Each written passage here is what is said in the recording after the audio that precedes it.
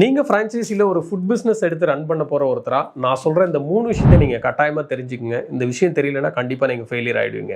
First விஷயம் food cost. For example நீங்கள் ஒரு திக் ஷேக் வந்து செல் பண்ணுறீங்க எண்டு கஸ்டமருக்கு அப்படின்னா அதோட காஸ்ட் வந்து 100 rupees இருக்குது அப்படின்னா அதோட மேக்கிங் காஸ்ட் இன்க்ரீடியன்ட் காஸ்ட் வந்து 35 ரூபாயிலேருந்து 40 ரூபாக்குள்ளே இருந்தால் மட்டும்தான் உங்களுக்கு ப்ராஃபிட் கிடைக்கும்.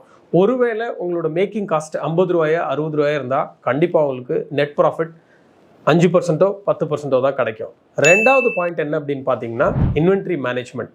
ஃபார் எக்ஸாம்பிள் நீங்கள் ஒரு ஃப்ரைட் சிக்கன் பிஸ்னஸ் ரன் பண்ணிட்டு இருக்கீங்கன்னா 5 எம்ப்ளாய் 10 எம்ப்ளாய் கிச்சனில் ஒர்க் பண்ணும்போது கண்டிப்பாக அந்த மேரினேட்டட் சிக்கன் இருக்கும், அந்த ஃப்ரைட் சிக்கன் எடுத்து சாப்பிடுவாங்க. அப்படி மினிமம் ஒரு நாளைக்கு 2 கிலோ 3 கிலோ எடுத்து சாப்பிட்டாங்கன்னா ஒரு வருஷத்துக்கு கிட்டத்தட்ட உங்களுக்கு வந்து 4 லட்சம் ரூபாய்க்கு மேலே நெட் ப்ராஃபிட்டில் லாஸ் வரும். மூணாவது முக்கியமான பாயிண்ட் ரா மெட்டீரியல் காஸ்ட். நம்ம ஃப்ரான்ச்சைஸியில் நீங்கள் ஒரு பிராண்டுக்கிட்டேருந்து கிடைக்க போகிற பெரிய பெனிஃபிட்டே என்ன அப்படின்னு பார்த்தீங்கன்னா raw material sourcing and supply பண்ணும்போது பெஸ்ட் ப்ரைஸில் உங்களுக்கு கிடைக்கணும்.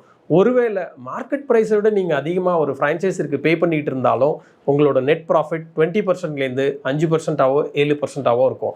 இந்த 3 விஷயத்தை நீங்கள் கண்டிப்பாக தெரிஞ்சுக்கணும். நான் உங்கள் ஐயப்பன் ராஜேந்திரன், 23 வருஷமாக ஃப்ரான்ச்சைசி இண்டஸ்ட்ரியில் இருக்கோம்.